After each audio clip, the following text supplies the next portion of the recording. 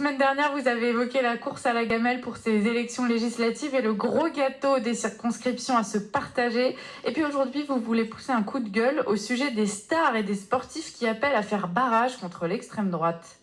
Oui, Liselotte, la semaine dernière, il était question, vous l'avez dit, de la grande course à la gamelle parlementaire pour ces élections législatives qui devient au fil des jours une immense orgie et fumisterie électorale dans laquelle c'est à celui qui fera les annonces les plus dingues pour amadouer qui? Ben les Français. Même la Macronie, qui a saccagé le pays depuis 7 ans, nous promet un pays de cocagne dans lequel nous serions tous aspergés d'argent magique après avoir été martyrisés, humiliés, insultés et bafoués. Et il n'a pas fallu attendre longtemps pour que toute la confrérie bisounours et prépubère du showbiz lance sa farandole des tribunes dans les médias pour s'offusquer, s'inquiéter, s'indigner, s'égosiller, se désespérer de l'arrivée de l'extrême droite au pouvoir. Oui, car avec la gélatine qui leur sert de matière cérébrale, avec leur courage à la texture de pudding et leur conviction en forme de tuyau d'arrosage, la petite caste endogame du fond de la cuvette vient de lancer sa grande croisade contre le prétendu fascisme qui serait aux portes du pouvoir, Liselotte.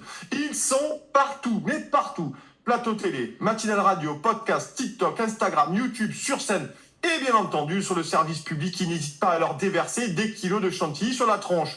Regardez-moi ces acteurs, Liselotte, ces comédiennes, ces chanteuses, ces starlets de cinéma, avec une culture politique qui tient sur un timbre-poste, eh bien, ils ont surgi de leurs grands appartements parisiens, de leurs maisons luxueuses du Cap Ferré, et de leurs immenses villas sur les hauteurs de Los Angeles pour nous jouer une version de ces Don Quichotte en mousse de la résistance. On lit partout que ces tartuffes fringuées en Gucci, en Dolce Gabbana, en Louis Vuitton s'égosillent entre 2 tournages et 3 coupes de champagne et je cite pour que toutes les forces politiques opposées au message de haine et de rejet qu'incarne l'extrême droite à tout mettre en œuvre dans les jours qui viennent pour faire obstacle au Rassemblement national et à ses alliés. Fin de citation. Alors oui, Liselotte, ce matin, ces camelots richissimes de la bien-pensance faisant des tentent comme ils le peuvent d'attraper la tyrolienne de la respectabilité.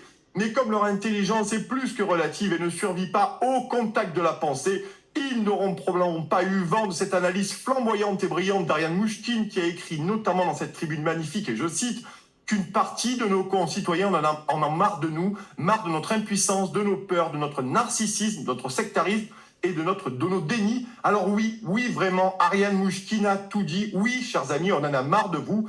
Et vos combats de tapis rouge et d'avant-première, les Français s'en tamponnent la coquille de vos leçons de moraline, Liselotte.